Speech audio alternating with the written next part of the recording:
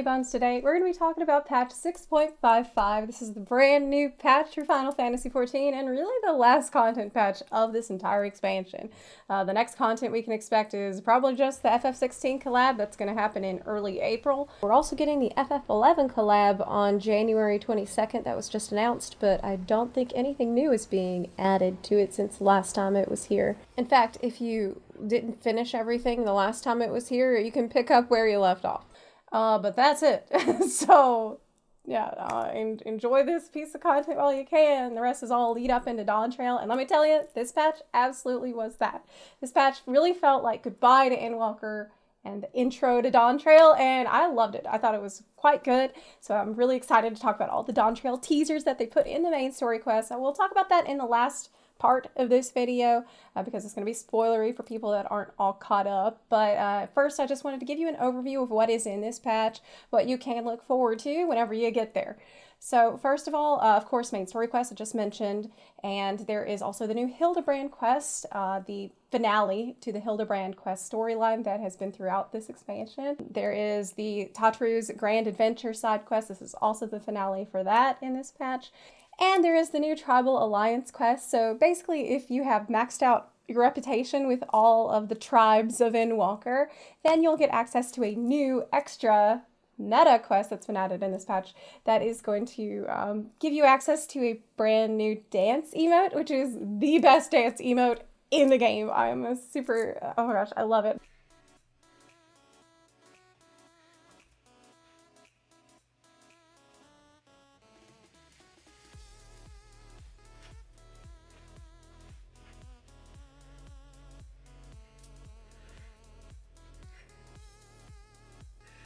There is a new trial that's been added that is part of the Hildebrand storyline. There's not really any loot in it though, for some reason. There is a triple triad card, and that's it. It's one of those one and done type things. And there is a couple other bits and bobs. There is some housing decorations, housing furnishings, and some PvP adjustments, which you can read up on the patch notes if you are so inclined. Of course, there is a new mount that you get from finishing all the Hildebrand quests, and it is awesome. I love this mount. It is so wacky and weird and cool. It's a UFO who is abducting you. It's just you getting abducted. That's the mount. But yeah, I guess you can't get up into the spaceship, into the cockpit part. I guess you're too big. This is Poo-Poo's spaceship, so I guess the hole at the bottom is only big enough for Poo-Poo to come out. Oh, God. Oh, we are off to a rough start with this video. There's also new Chocobo Barding. You get that from doing Tatru's Great Adventure side quest, and awesome new fashion accessory. So this you get from finishing the main story quest, and you can have it on all the time. Like you can fight with it, you can do your spells, you can do teleporting. It's always on, really. I think only mounting so far is what I've seen that will take it off, but who cares? I really like how it just stays. So I hope they keep adding new types of things like that. Like maybe some more elaborate capes or who knows what. Oh my gosh, what if they added a fashion accessory that's like a bunny tail? They have no reason to do that, but spring event, maybe? Anyway, with the update to the Hildebrand quest, there is, of course, new relic weapons that you can get. Now, if you don't know, relic weapons, these are going to be the best item level weapon that you can get in the game.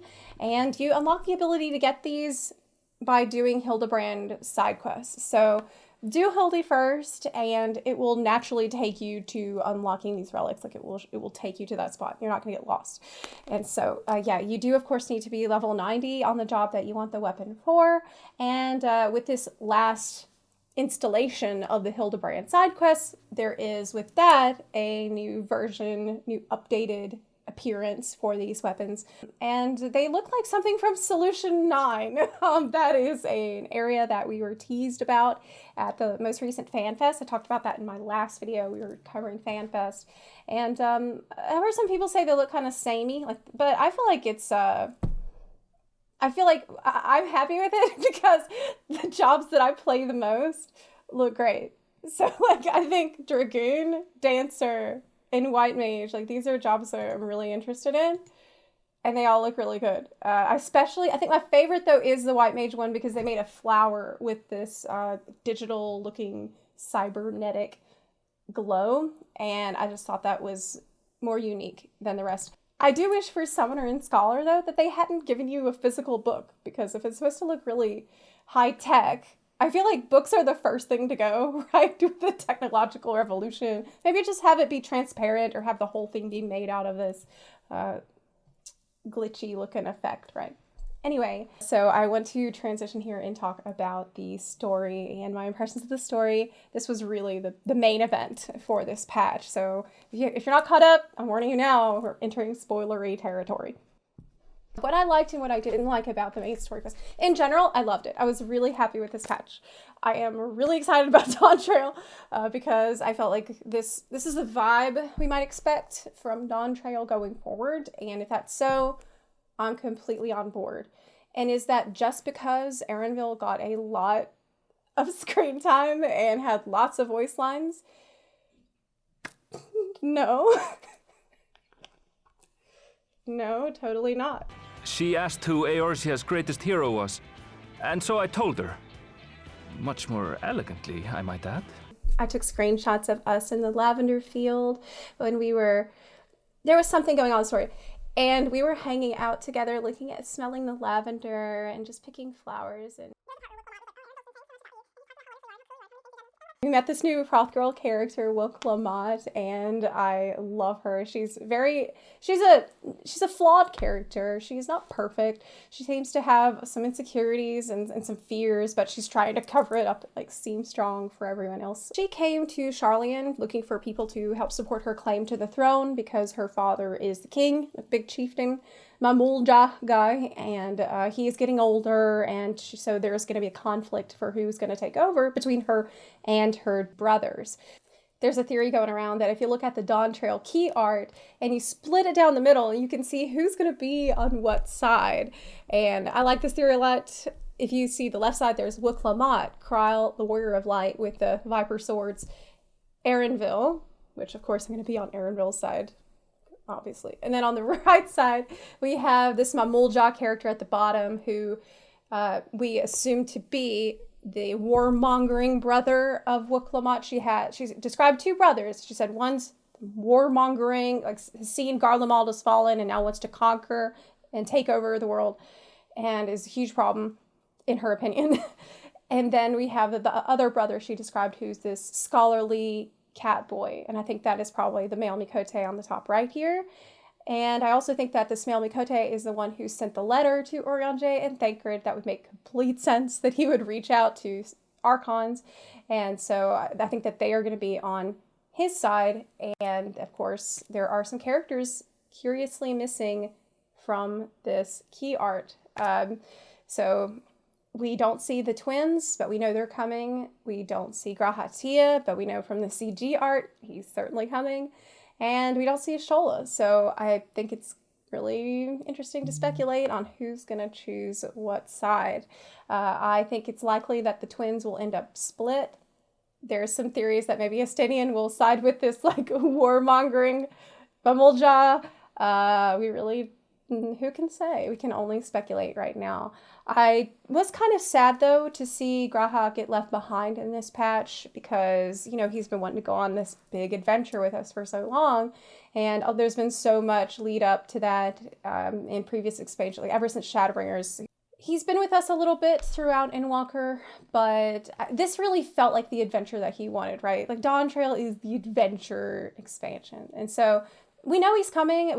We don't really know when. It seemed obvious to me that he wanted to spend some more time researching Tyrell and the political situation there before rushing into a commitment to supporting Wagner's claim to the throne. He expressed some reservations to you about doing just that. Oh, it's just, despite all that we've learned, I can't help but feel we've yet to hear the whole story. The writing and VA for Graha in this patch was top tier. It really reminded me of Exarch Graha from Shadowbringers, which is my favorite Graha. Come, Wagner! Right.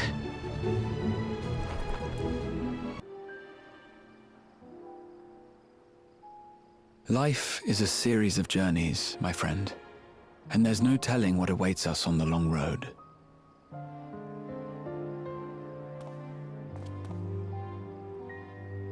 But what's important is to be true to yourself as you walk it.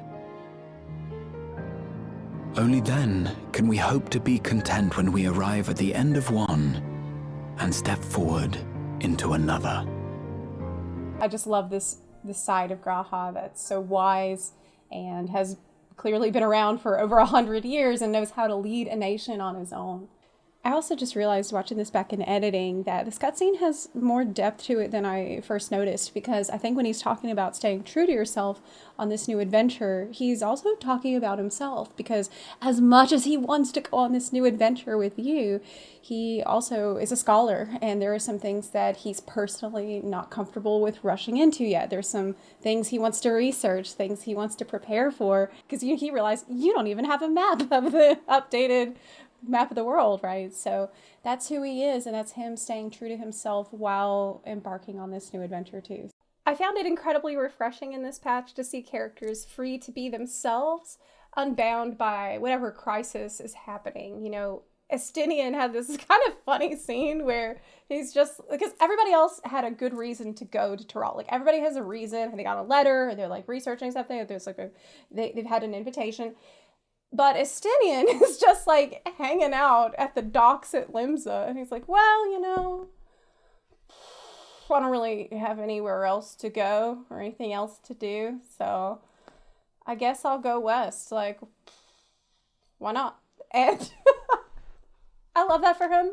It's so in character for him. Oh, and I guess the elephant in the room is, who is this lady at the top of the key art?